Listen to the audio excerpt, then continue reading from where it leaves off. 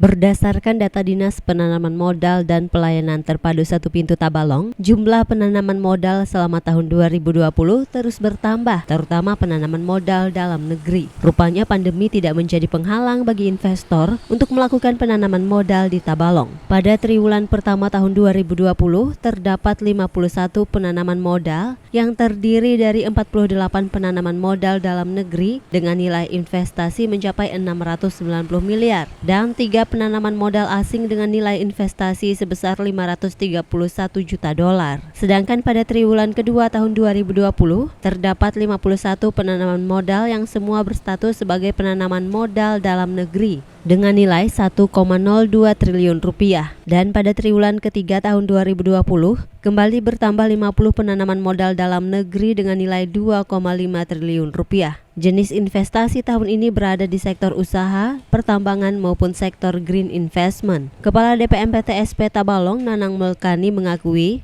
di triwulan kedua dan ketiga sempat terjadi sedikit penurunan investasi. Namun ia meyakini pada triwulan keempat tahun 2020 ini investasi di Tabalong kembali menggeliat. Begitu bulan ketiga sampai sekitar pertengahan tahun ini trennya statis.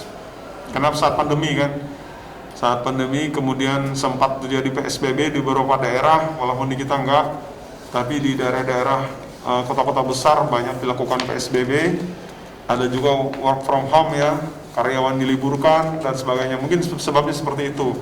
Begitu kondisi sudah agak normal, terutama menjelang akhir tahun di triwulan keempat, ini investasi yang semula tersendat langsung meningkat. Saya yakin dengan masuknya investasi besar seperti ini pasti akan menyerap tenaga kerja yang banyak, yang baik.